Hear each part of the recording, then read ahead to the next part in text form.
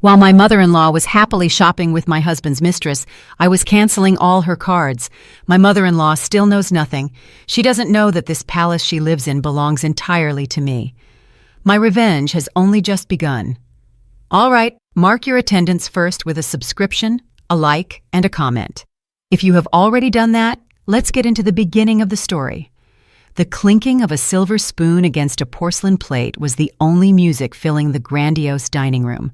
A massive crystal chandelier above the table reflected its golden light onto the cold, gleaming surface of the Italian marble. This was the stage where the drama of this family played out every night.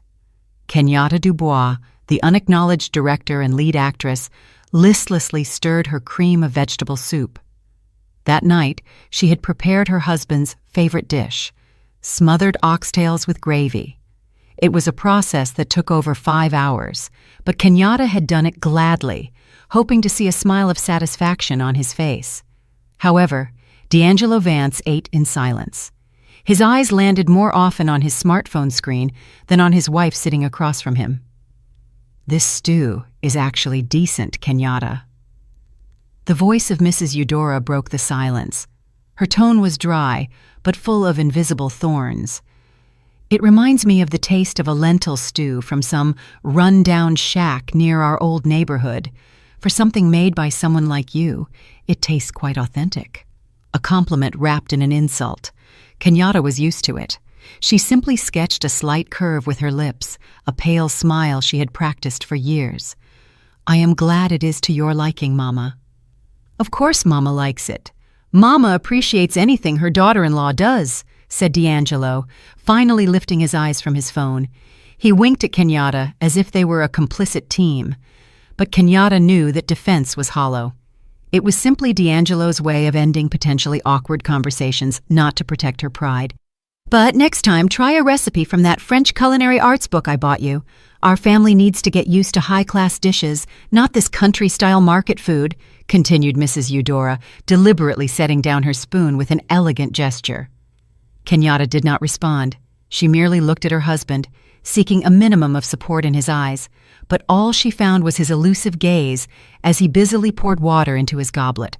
At that very moment, Kenyatta felt like the loneliest person in the palace she herself had built. This house, filled with high columns and imported furniture, felt colder and emptier than the modest rental room she had grown up in. After dinner, as always, it was Kenyatta's task to clean everything up. The housekeepers could only work until the afternoon, a rule of Mrs. Eudora's to supposedly protect the family's privacy during the evening. In reality, it was another way to underscore Kenyatta's position as the personal servant of the house. While she scrubbed the expensive plates she would never have dared to use early in her marriage, Kenyatta looked at herself in the reflection of the dark kitchen window. It was the tired face of a woman who had everything but possessed nothing. In the outside world, unknown to her husband and mother-in-law, she was a queen. Kenyatta was the founder and CEO of Apex Innovations, a tech startup currently valued in the billions of dollars. She had built the company from scratch with her own sweat and tears. But in this house, she deliberately hid her shine. She let D'Angelo appear as the successful head of the household, who lived off investments from his father's inheritance, a lie they had created together so as not to bruise D'Angelo's ego. All this opulence, the mansion, the cars, the vacations, even Mrs. Eudora's unlimited credit card, came out of Kenyatta's account. They lived comfortably at the expense of her hard work while constantly trampling on her pride. That night, as she rinsed the suds from her hands, Kenyatta asked herself for the first time, "How long must I continue with this charade?" Kenyatta's doubt did not arrive like a storm. It was like a slow drizzle soaking her clothes and chilling her bones. It all started with a routine check in her home office, a minimalist space equipped with state-of-the-art technology that contrasted with the rest of the house, considered by D'Angelo and Mrs. Eudora as Kenyatta's strange hobby corner. There, behind the thick, solid wood door, Kenyatta shed her role as the submissive wife. She was KD, a respected initial in the business world. In front of monitors displaying complex data and charts, she simultaneously monitored the pulse of her company and her personal finances. It was then that she noticed an anomaly. The credit card she had given to Mrs. Eudora, normally used only for monthly shopping at high-end supermarkets like Whole Foods or occasional meetings at a hotel cafe, showed a strange spending pattern. There was a bill from the luxury boutique Maison Élysée for a sum equivalent to the price of a car. There were also multiple transactions at the Pearl Aesthetic Institute, an elite beauty salon where a treatment cost a manager's salary. And what appeared most frequently were dinner bills at the Skyline View, a fine dining restaurant atop a skyscraper that not even Kenyatta herself had visited. At first, Kenyatta ignored it. She thought perhaps Mrs. Eudora wanted to treat herself, but the transactions repeated almost weekly and always on the same days that D'Angelo claimed to have to work late on a new project or meet with an important client from out of town. The suspicion grew denser. D'Angelo became more distant. His phone was always on silent and never left his side. He often walked away to take calls in a hushed voice. Sometimes, when he returned home late at night, Kenyatta perceived the smell of an unknown woman's perfume on his shirt. It wasn't the strong, classic fragrance of her mother-in-law, but a sweet, modern scent. When Kenyatta tried to ask, D'Angelo always had a slick answer. "Ah, that must be a client's perfume, baby. The conference room was very small." "Oh, you know I don't like talking about work at home. It gives me a headache." The breaking point came with a call from Nia, her best friend from their HBCU days. Nia's voice sounded hesitant on the other end of the line. "Kenyatta, are you okay?" "Of course, Nia. Why do you ask?" Kenyatta replied, forcing herself to sound cheerful. There was a pause. Kenyatta could hear Nia take a deep breath. "I don't want to meddle, but I saw D'Angelo by chance at Phipps Plaza a few days ago. He wasn't alone." Kenyatta's heart beat a little faster. "He was surely with a client," she said, more to convince herself. "He didn't look like a client, Kenyatta. And I think I also saw Mrs. Eudora at the same restaurant, at the same table, laughing with them. But I was far away. I'm not sure." The call ended in an awkward atmosphere. Kenyatta said, "Thank you," but her mind was a whirlwind. Mrs. Eudora, laughing with D'Angelo and an unknown woman? The pieces of the puzzle began to fit together, forming a terrible image she didn't even dare to imagine. The drizzle of doubt now felt like a heavy thundercloud over her head, ready to unleash a storm at any moment. 2 days later, the storm arrived via a brief message on her phone. That afternoon, Kenyatta was on a video conference with her team in Singapore. She was discussing the expansion strategy in the Southeast Asian market with eloquence and confidence. On the screen, she was a brilliant CEO, but when the call ended and silence flooded her office again, she returned to being the restless Kenyatta. Her phone vibrated on the desk, showing a notification of a message from Nia. Her heart skipped a beat. With slightly trembling hands, she opened the message. It was a short sentence. "I'm sorry, Kenyatta. I think you need to see this." Below the sentence was a photo. Kenyatta's world seemed to stop. Her breath caught in her throat. The photo, apparently taken secretly from a table opposite, showed a scene in a cafe at a luxury boutique. There, sitting very intimately, were 3 people she knew. Her husband, D'Angelo, was looking adoringly at a young woman beside him. It was, without a doubt, the mistress. She was leaning flirtatiously on D'Angelo's shoulder, showing him a new shopping bag from a famous brand. But it wasn't that which destroyed Kenyatta. What shattered her heart was the third person in the photo. Mrs. Eudora, her mother-in-law, was sitting across from them with a smile so radiant and sincere that she had never directed it at Kenyatta. And her hand, Mrs. Eudora's hand, was reaching out tenderly to brush a strand of hair from the mistress's cheek. A maternal gesture, a sign of acceptance, a seal of blessing. Kenyatta felt a coldness soak her to the bone, colder than the marble floor of her house. D'Angelo's betrayal was painful enough, but seeing her mother-in-law, whom she had served despite always being ignored, conspiring with her husband's mistress, and even coddling her in that way, was like being stabbed in the front and back at the same time. She zoomed in on the photo with numb eyes, examining every detail. The shopping bag the mistress held was from the Maison Élysée boutique. Their table was full of pretty desserts from the Imperial Patisserie. Every strange charge on the credit card now had a face, the satisfied face of the mistress and the happy face of Mrs. Eudora. They were feasting on her money, celebrating their betrayal behind her back. Crash. The glass of water next to her laptop fell to the floor, shattering just like her heart. But Kenyatta didn't cry. The tears seemed to have frozen in her eyelids. There was only a hollow emptiness, and that emptiness began to slowly fill with a cold, burning anger. She looked at her pale face reflected in the dark screen of her phone.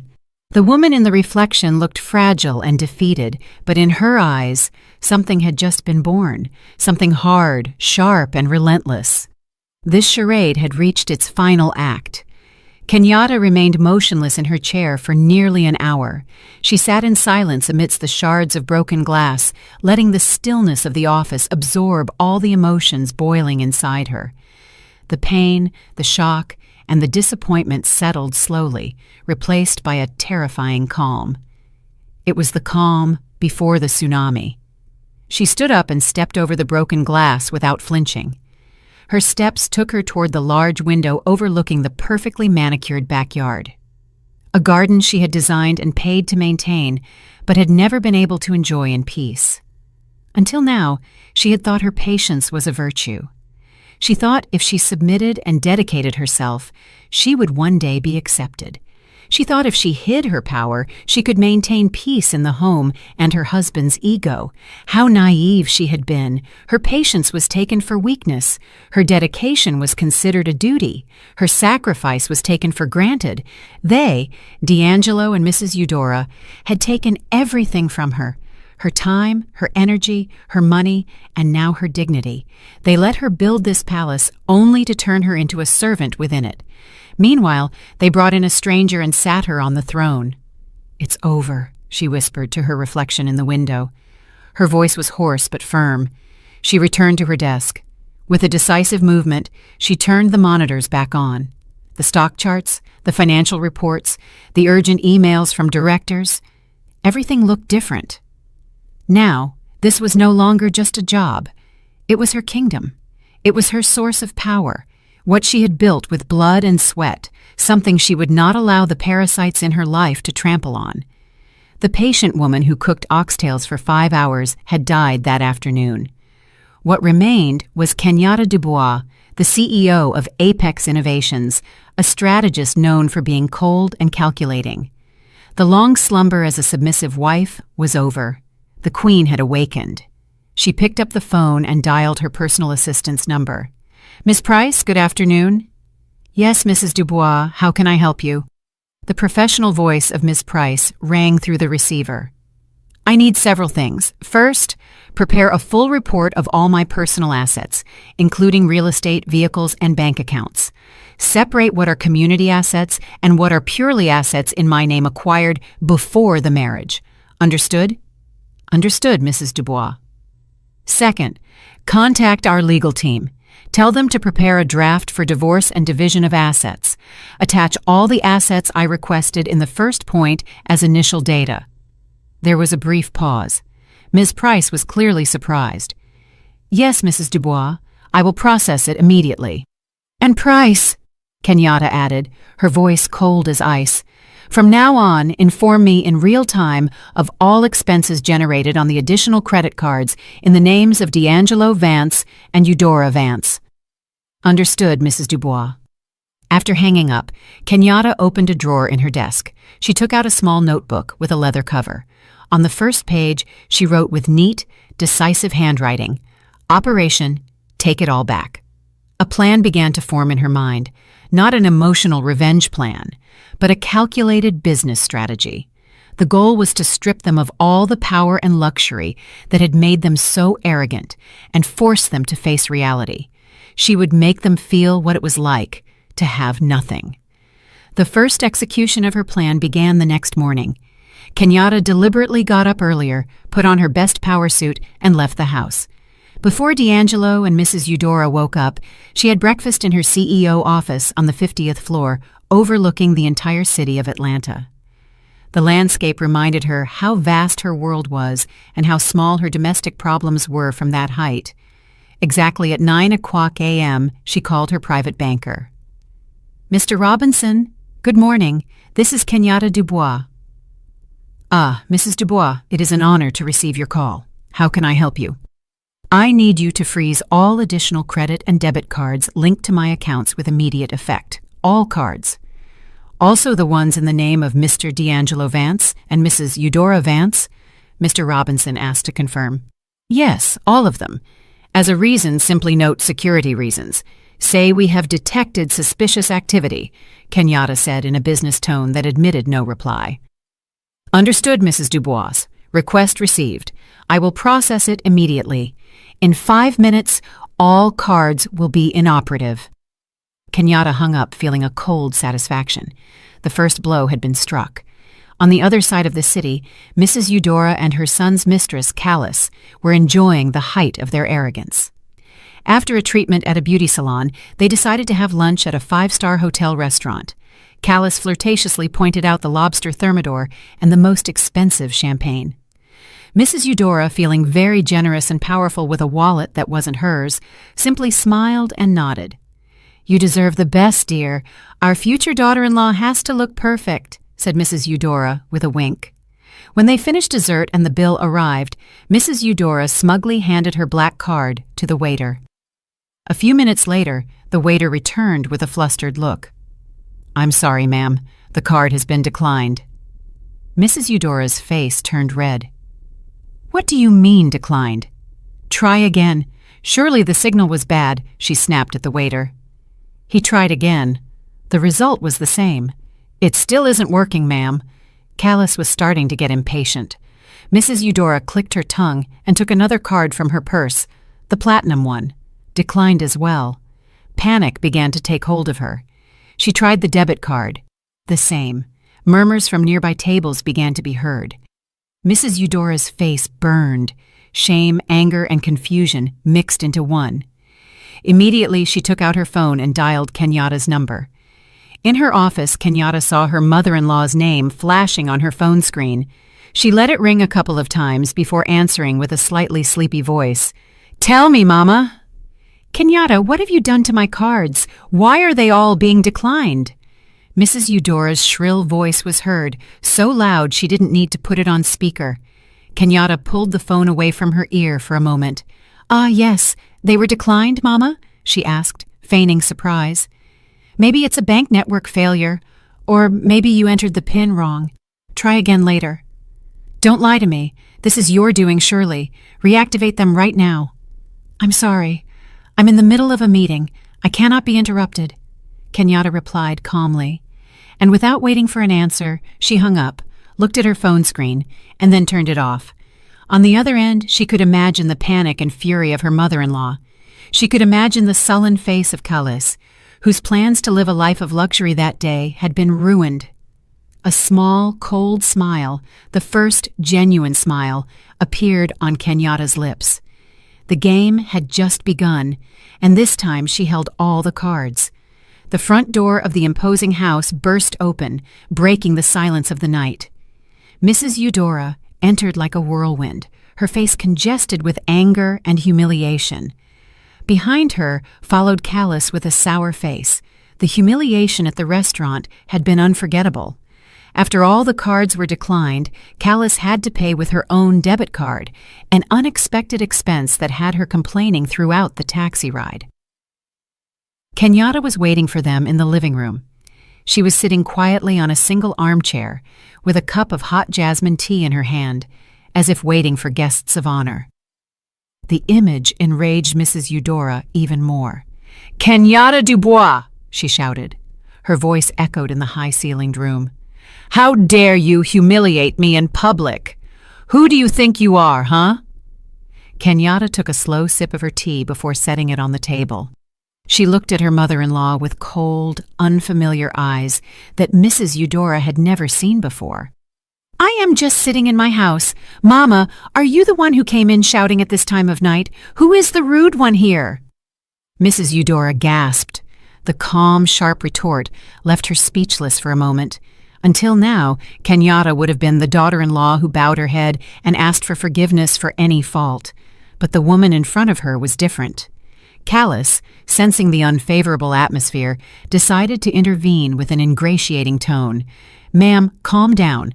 Surely Kenyatta didn't do it on purpose, right, Kenyatta? Next time, don't forget to pay the credit card bills, okay? The lady gets embarrassed." It was a fatal mistake. Kenyatta's eyes locked onto Kelly's. Her gaze was as sharp as a scalpel. "First, I have never forgotten to pay a single bill. Second, I don't recall inviting you to my house. And third—" Kenyatta paused, letting every word sink in. "This is a matter between my mother-in-law and me. A stranger has no business interfering." Callis's face paled instantly. The status of future daughter-in-law that Mrs. Eudora took such pride in seemed to vanish without a trace under Kenyatta's gaze. She looked for D'Angelo, who had just come down the stairs upon hearing the commotion. Seeking defense, Mrs. Eudora finally recovered her voice. "A stranger? She is D'Angelo's future wife and my future daughter-in-law. The one who will soon be a stranger here is you. You are nothing but a useless daughter-in-law who can't even manage the household finances." Kenyatta sketched a slight smile, a smile that didn't reach her eyes. "The household finances. Mama, do you really want to talk about that? From what I know, the people who have never contributed a dime to the finances of this house are the ones demanding and shouting the loudest." The barb was aimed precisely at Mrs. Eudora and D'Angelo simultaneously. D'Angelo, who had remained silent until now, finally felt he had to come to the defense of his mother and his mistress. But before he could open his mouth, Kenyatta had already stood up. "I'm tired. I'm going to rest," she said with a final tone. She walked past the three people, still paralyzed by shock, and went up the stairs toward her room. She didn't look back once. That night, for the first time, Mrs. Eudora felt that something was wrong, very wrong. She was used to living like a queen in this house where her every word was a command. But tonight she felt stripped of her power by the daughter-in-law she had always considered a doormat. The storm she had unleashed was nothing but a breeze compared to the cold calm of the awakened Kenyatta. After Kenyatta disappeared into her room, Mrs. Eudora unleashed her remaining anger on D'Angelo. "Did you see the wife you chose? She dares to answer me back. As her husband, you should educate her. Go talk to her right now and tell her to reactivate all my cards." She yanked her son's arm, complaining. D'Angelo, with his ego wounded by Kenyatta's icy attitude, felt challenged. He was the man of the house, or at least he had always believed so. With an arrogant stride, he followed Kenyatta to her bedroom. He found her standing in front of the closet, choosing silk pajamas as if nothing had happened. The sight provoked him. "Kenyatta, what is with this attitude?" he asked loudly. "Why are you disrespecting my mother? And why are you blocking the cards?" Kenyatta turned and looked at her husband with an impassive expression. "I'm simply tired of being insulted in my own home, D'Angelo, and the cards were just a routine security measure." "Security? What nonsense! You humiliated my mother on purpose in front of Callis. You're jealous, aren't you?" accused D'Angelo, trying to find a reason his shallow understanding could accept. Kenyatta let out a small laugh, a dry, humorless sound that made D'Angelo uncomfortable. "Jealous, D'Angelo? I assure you my current emotions go far beyond something so simple." "I don't want to know," snapped D'Angelo, returning to his arrogant mode. "Go down right now, apologize to my mother, and reactivate all the cards tomorrow morning. I am your husband, and this is an order." It was this exact moment that Kenyatta had been waiting for. She put down the pajamas and walked over to D'Angelo, looking him straight in the eyes. There was no longer sweetness or pleading, only the gaze of a CEO evaluating an incompetent subordinate. "D'Angelo Vance," she called him with a low, dangerous voice. "Do you really want to talk to me about financial matters? Do you really want to argue about orders and authority in this house?" D'Angelo fell silent. There was a clear tone of threat in that question, a level of power he had never heard in Kenyatta before. Until now, he had no idea where her money came from. He only knew it was always there, flowing into his account every month. Money enough for a lavish lifestyle and to support a mistress. He had always assumed it came from investments Kenyatta managed. "Of course I do," he replied, trying to cling to the shreds of his pride, though his voice trembled slightly. Kenyatta smiled sideways. "Fine, then explain to me what your source of income has been this month. How much have you contributed to paying the mortgage, the electricity bills, the staff salaries, or even the food you just ate for dinner? Before giving an order to anyone, make sure you have the right to do so." D'Angelo's tongue froze. He couldn't answer. He had never truly worked a day in his life. Everything he had was given to him, and in that moment, under his wife's piercing gaze, he felt like a foolish prince who had just been stripped of his crown. "It's late. I need to sleep," said Kenyatta, turning around and ending the conversation. D'Angelo could only stand there stunned, his anger mixed with confusion and a sense of humiliation. He had come to teach his wife a lesson, but instead felt he had just received one himself. He still didn't fully understand what was happening, but one thing was certain. The Kenyatta he knew had disappeared, and he didn't like her replacement at all. If the credit card incident was the main tremor, the following days were a series of aftershocks that slowly brought down the building of his comfort. Kenyatta no longer needed to say anything. She just acted in silence. The next morning, Mrs. Eudora, impeccably dressed, was preparing to go to her social gathering with her sorority sisters. She waited impatiently in the driveway. Her personal driver, Mr. Henderson, did not arrive. After several unanswered calls, she finally called the limousine service company. The answer was brief and professional. "We are sorry, ma'am. The service contract for your address is being reviewed at the request of our main client. Service is suspended until further notice." "Main client?" Mrs. Eudora frowned, not understanding. Grudgingly and grumbling, she called a rideshare. A supremely humiliating experience for her. Meanwhile, D'Angelo was trying to transfer money to Callis, who wouldn't stop complaining and demanding compensation for the restaurant incident. The notification on his phone screen left him frozen. Insufficient funds. He checked his account. Kenyatta's monthly transfer, which normally should have arrived by the 1st, was nowhere to be found. His account was practically empty. Panic seized him. He called Kenyatta, but the call went straight to voicemail. The chaos in the house intensified. The head housekeeper approached Mrs. Eudora with a worried face. "Ma'am, our wages have not been deposited yet. Normally they would be here by now, and the pantry inventory is almost exhausted. The online grocery delivery service has also been suspended for non-payment." Mrs. Eudora, who had never worried about such trivial details, could only snap, "Well, use the cash in the house." "There is no cash left, ma'am," replied the employee. Mrs. Eudora was speechless. The house, always cool, now felt stifling. The premium cable TV with hundreds of channels suddenly stopped working. The Wi-Fi speed, once ultra-fast, was now as slow as a dial-up connection from the past. The comforts they had taken for granted as a right were being cut off one by one without warning. Kenyatta was like a ghost in her own home. She left for work before dawn and returned late at night when everyone was asleep. She deliberately avoided confrontation. She let them stew in their own panic, feeling how the money faucet, which had always flowed in torrents, now dripped until dry. Their luxury was nothing more than an illusion that could be turned off as easily as flipping a switch. And now that switch was in her hand. In her rented luxury apartment, Callis was starting to get restless. Her handsome, rich prince, D'Angelo, now visited her more often with a frown than with shopping bags. The promises of dinners at the newest restaurants, a trip to Bali, a limited edition watch, everything had evaporated. "Baby, what's wrong with you lately?" Callis asked, massaging his temples. They had just eaten dinner, not at a fancy restaurant, but takeout D'Angelo had bought on the way. "There are some problems at home." "What kind of problems?" Nothing major, just Kenyatta is acting a little weird, said D'Angelo, trying to avoid the subject. How weird? Weird enough that my monthly allowance hasn't arrived yet, snapped D'Angelo. His tone was starting to sharpen. And where is your car? Why are you taking Ubers everywhere lately?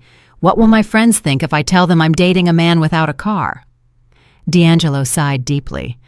The car is in the shop, and there's been a problem with the cards. That's why I haven't been able to make the transfer. Just have a little patience. Patience. I've had enough patience, D'Angelo. I rejected plenty of other rich men for you.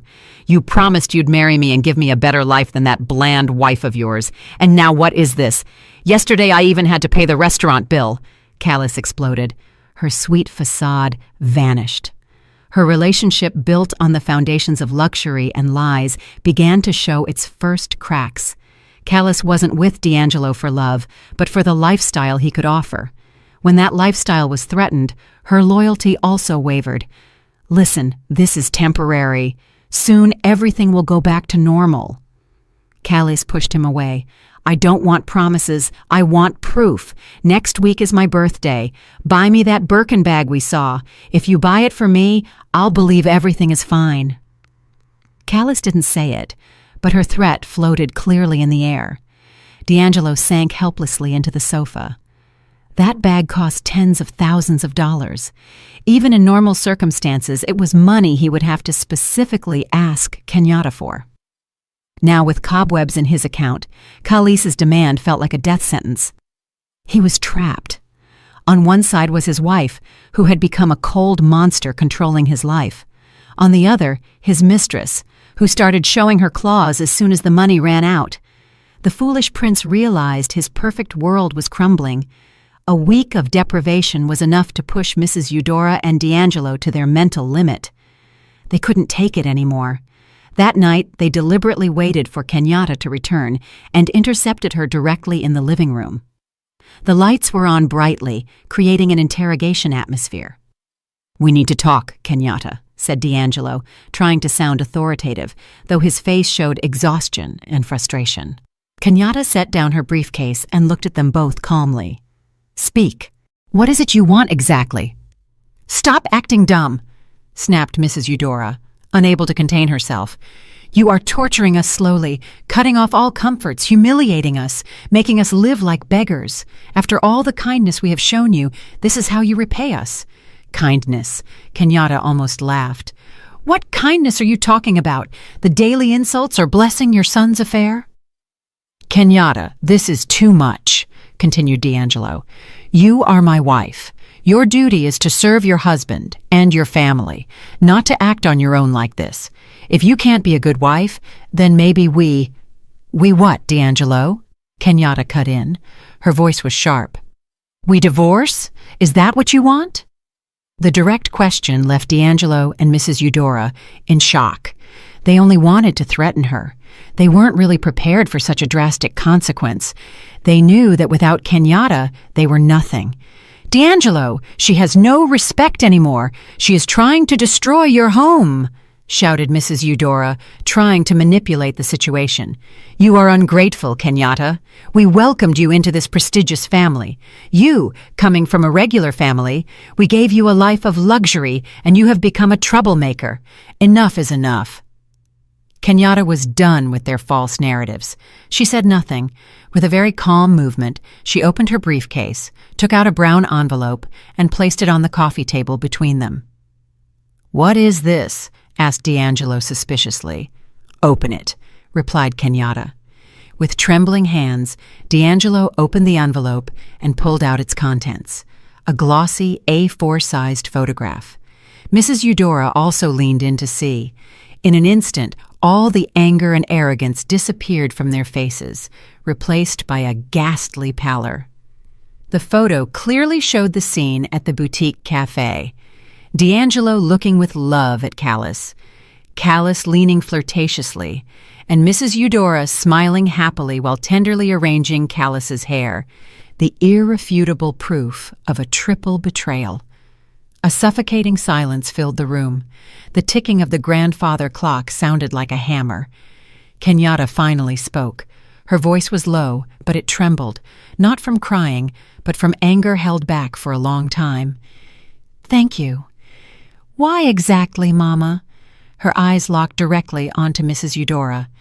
"For the kindness on your part of blessing my husband's affair with my money?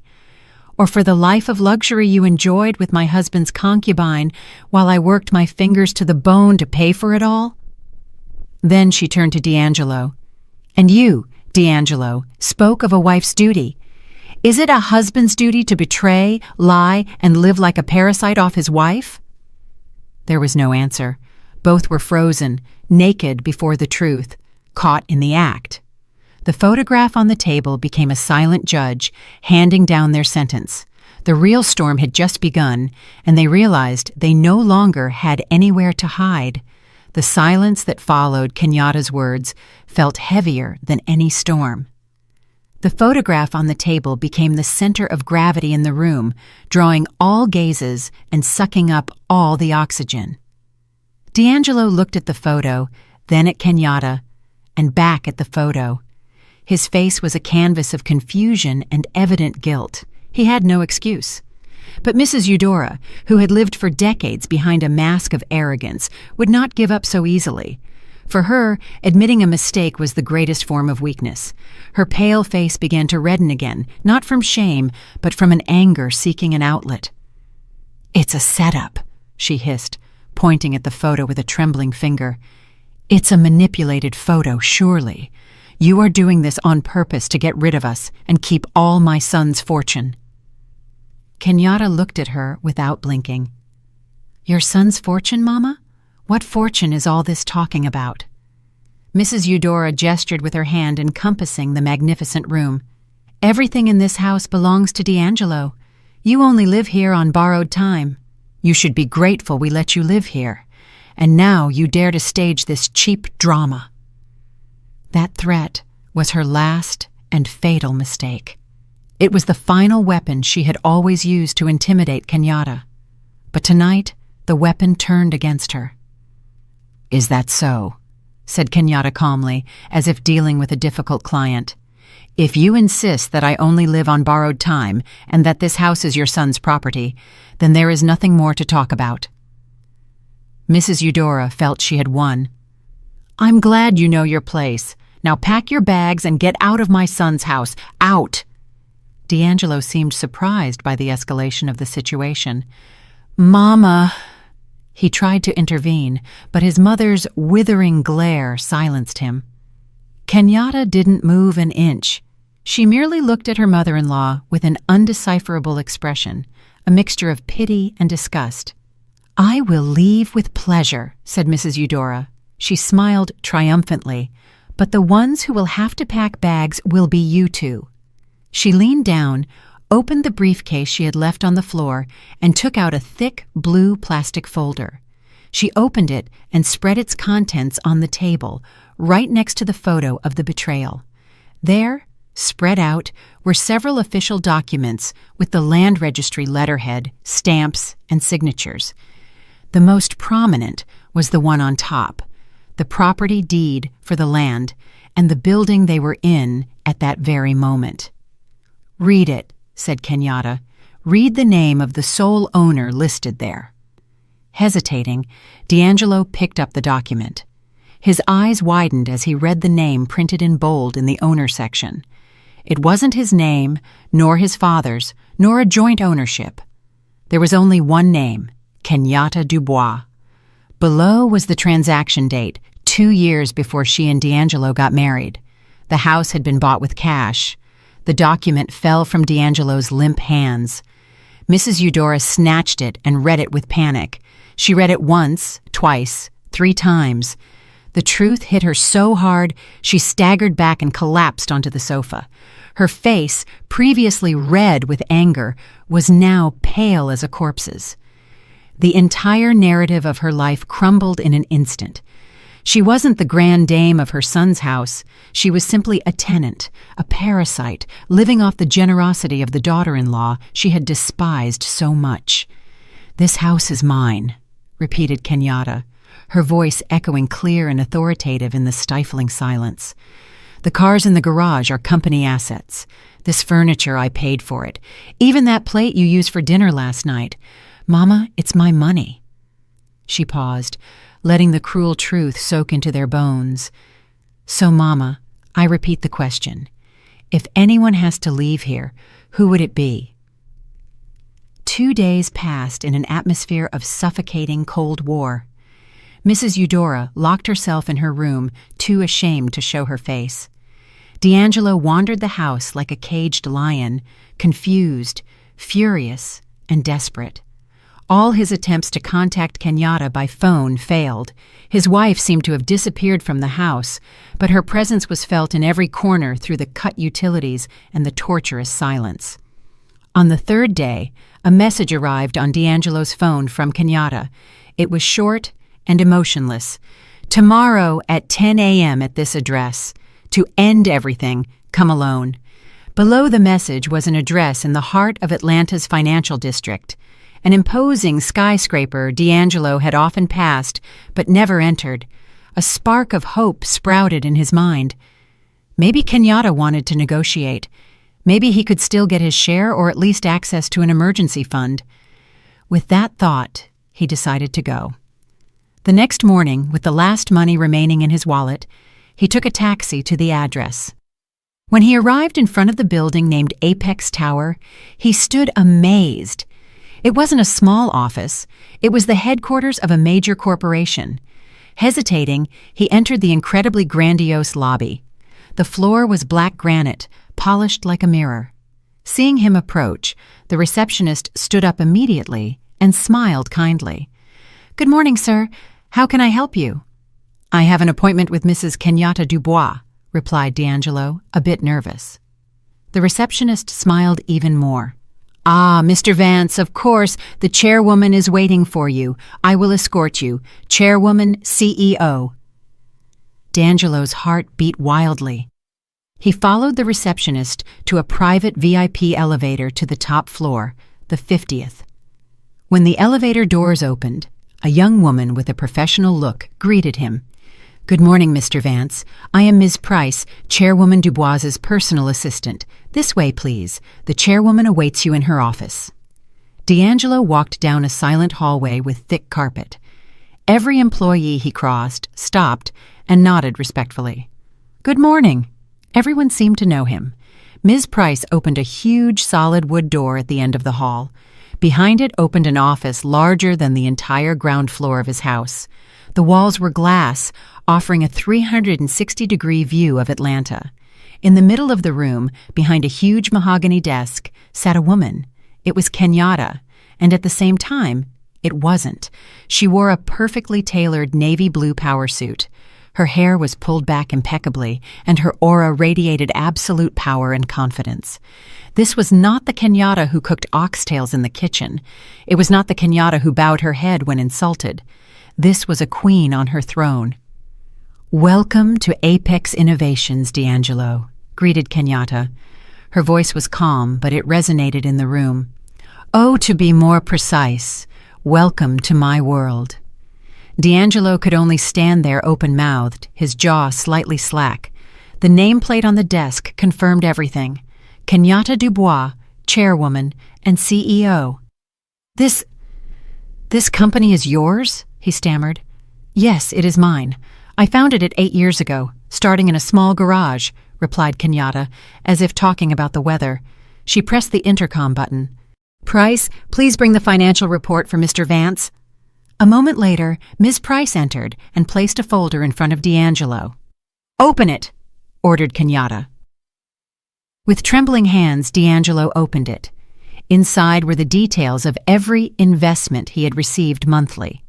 They weren't investment returns, but a company expense item coded as allowance for executive family members. The next page contained a breakdown of all credit card expenses for him and his mother, all paid in full by Apex Innovations. "Everything you have had, everything you have enjoyed, everything you have used to maintain your mistress," continued Kenyatta. Her voice, devoid of emotion, cut deep. "It was an allowance from me, a benefit I offered you due to your status as my husband." She looked him directly in the eyes, now filled with terror, like an underperforming employee.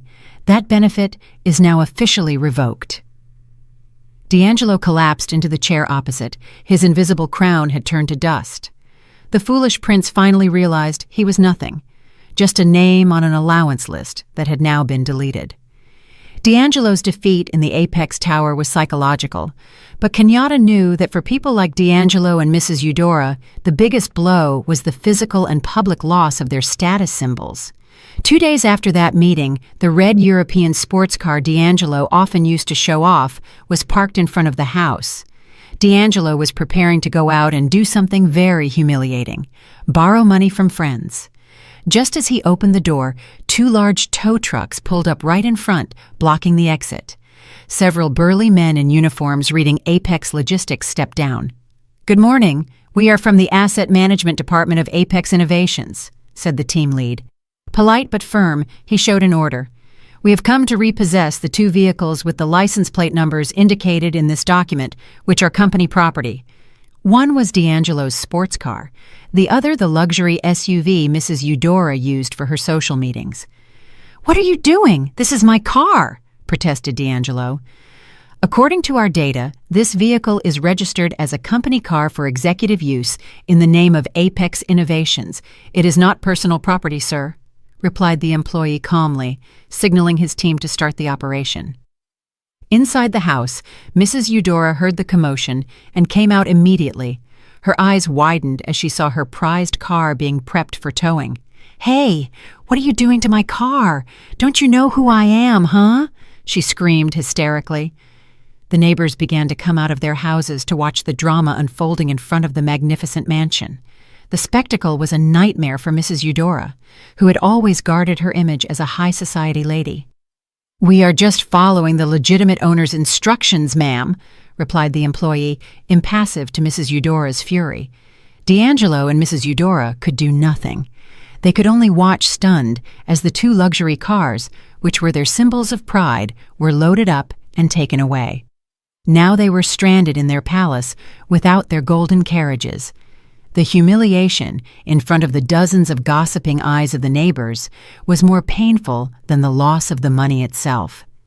Kenyatta had not only taken their luxury, but also their pride and the social mask they had worn for so long. For D'Angelo, losing the car was a huge blow, but the deadliest strike came from an unexpected place: Callis. Callis's birthday was in 2 days, and D'Angelo found himself in the worst situation of his life. No money, no car, no power. Desperate, he sold the only luxury watch he still had, a gift Kenyatta had given him on an old anniversary. With that money, he bought a handbag from a decent national brand, but far from the Maison Élysée standard Callis demanded. He showed up at Callis's apartment with the gift box and a bouquet of flowers. Callis's face, initially smiling, soured as soon as she saw the contents of the box. "What is this?" she asked with a cold tone. It's a gift for you.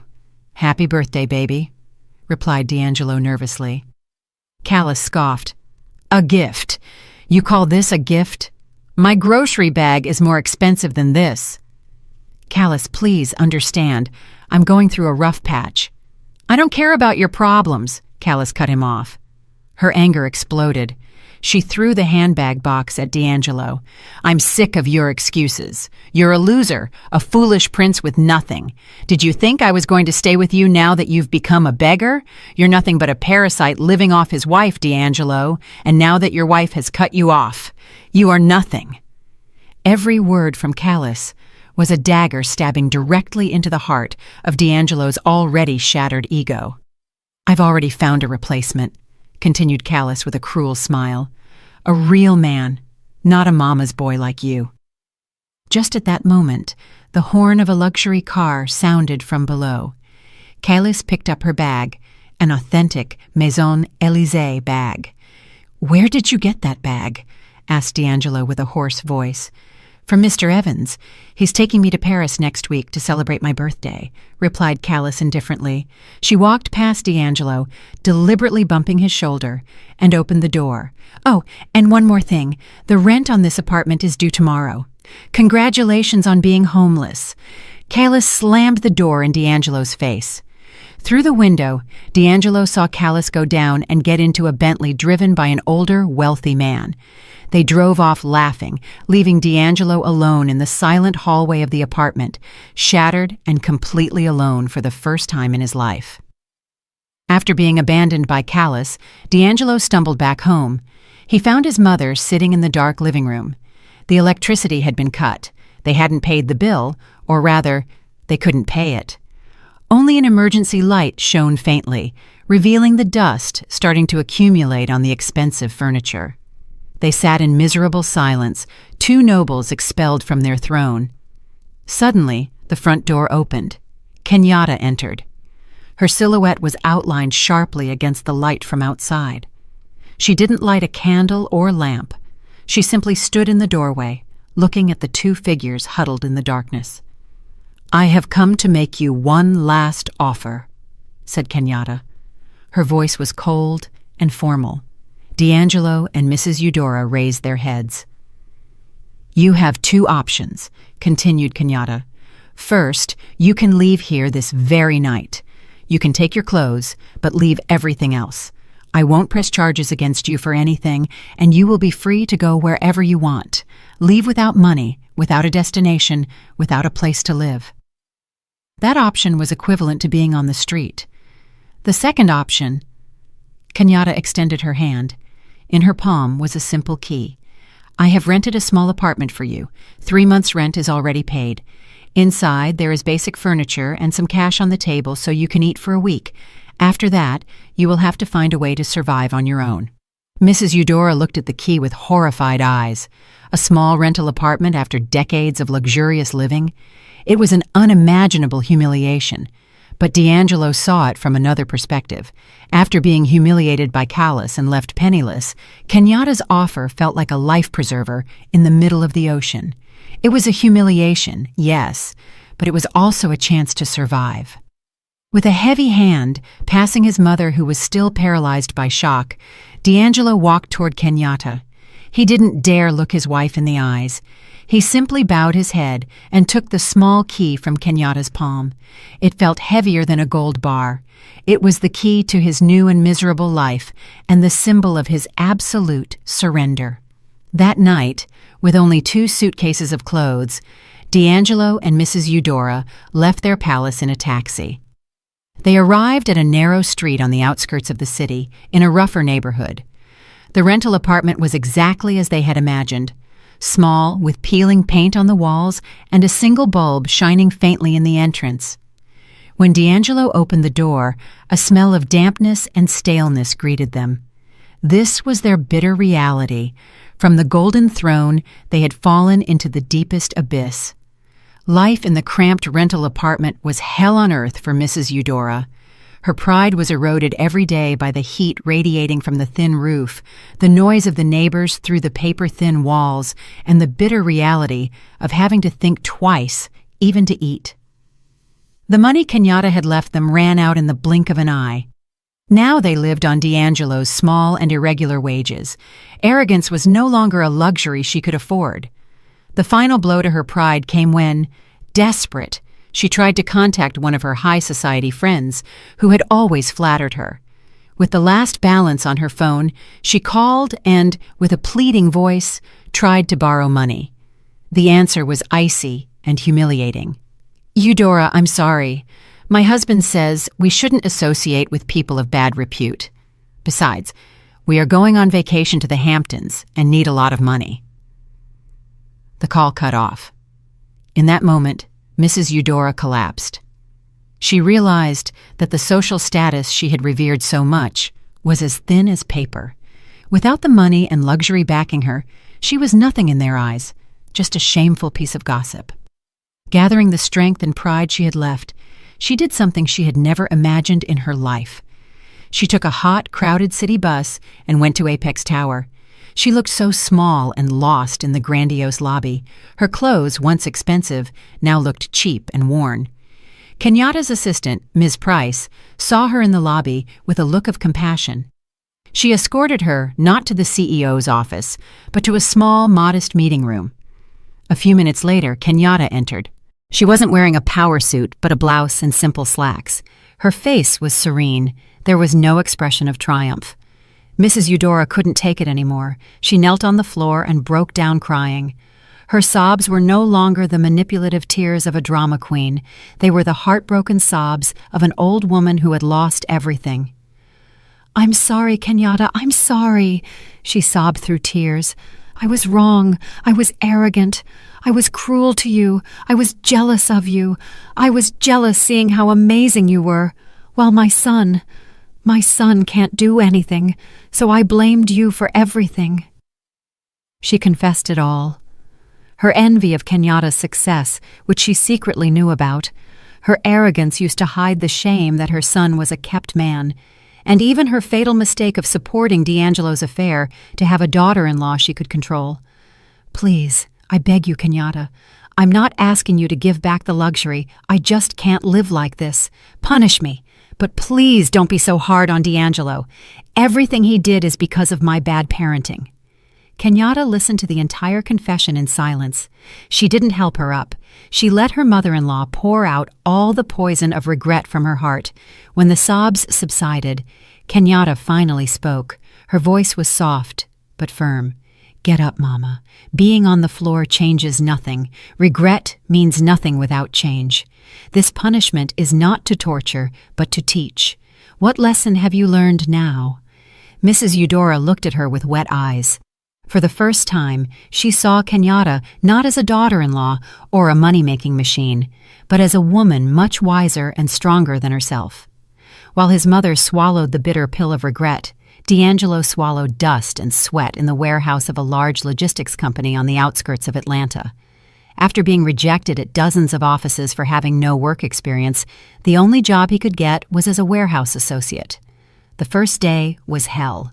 His body, used to the softness of the sofa and the cool air conditioning, had to lift heavy boxes in the humid warehouse heat. His muscles screamed in pain. His soft palms scraped and blistered within the first hour. His foreman was a rough man who shouted profanities if he worked too slowly. He ate lunch with the other workers, sitting on cardboard eating from a container with modest sides. He heard them complain about car notes and their kids' tuition. Real problems that sounded so foreign to his ears. Here, nobody cared about his last name or what car he drove before. Here, his worth was measured solely by how many boxes he could move. Every night, he returned to the rental apartment with his body broken. He fell asleep as soon as he arrived, with no time to think too much. Slowly but surely, the hard work began to change him. His arrogance and laziness were eroded by extreme exhaustion.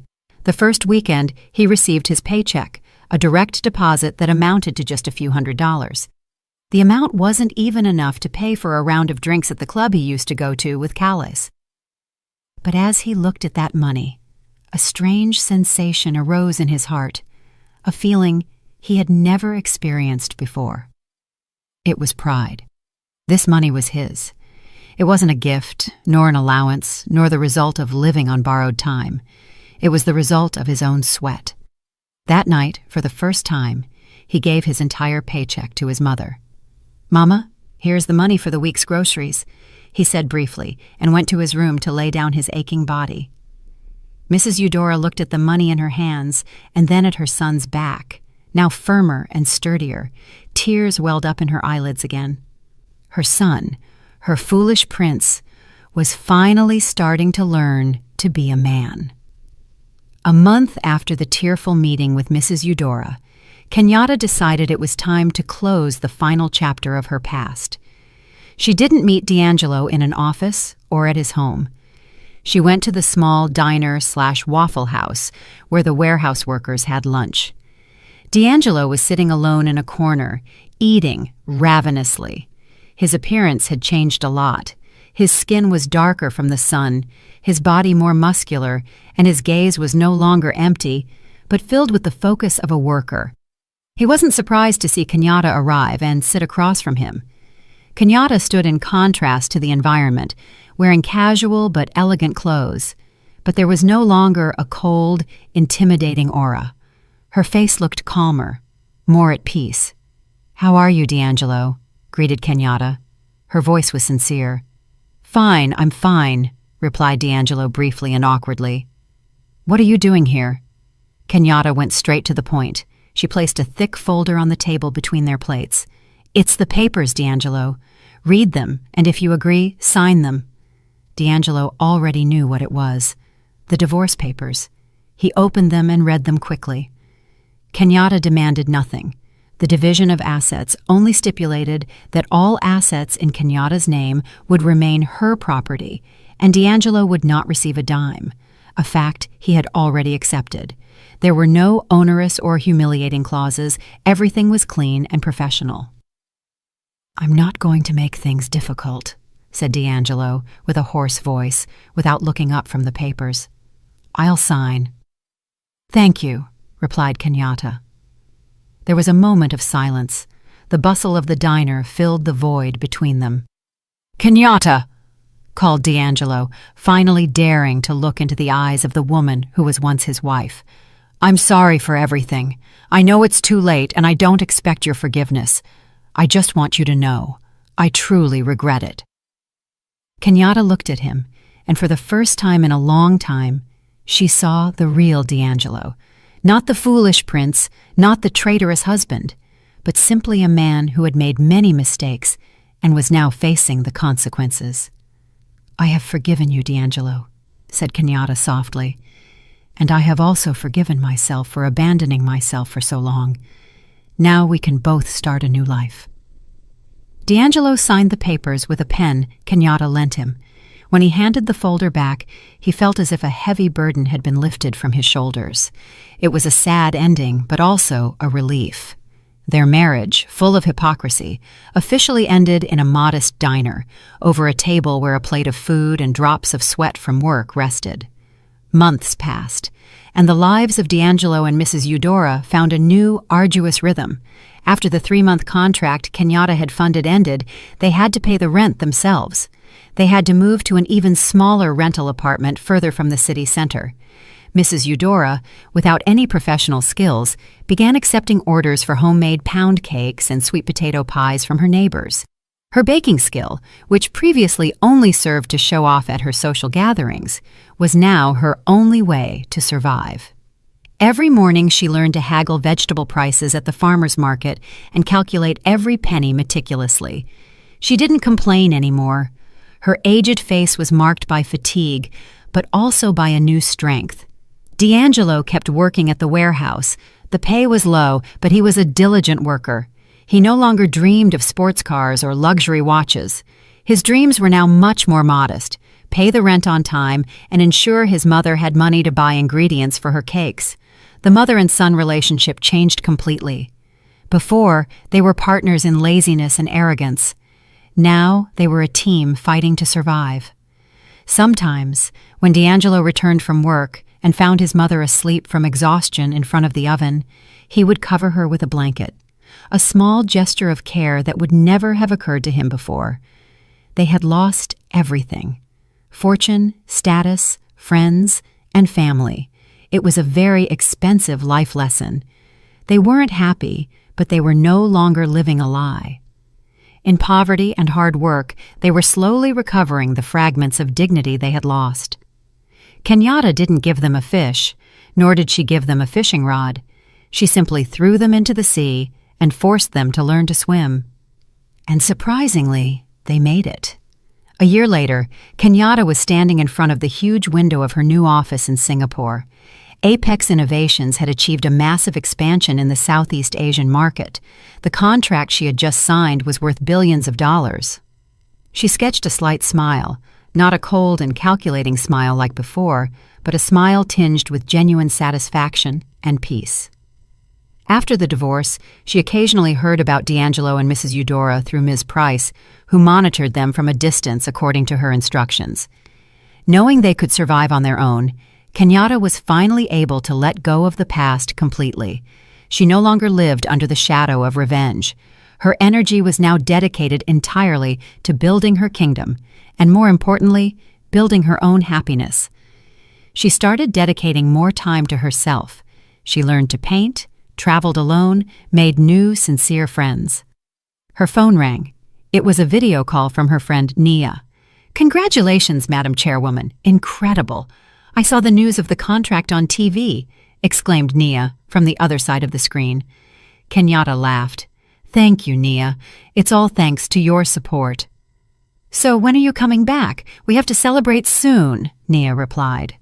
"Soon," answered Kenyatta, her eyes contemplating the bright skyline of the city below her. After the call, Kenyatta remained there looking at the endless city lights. Before, she felt her fortune was a gilded cage she had built to lock herself in a charade.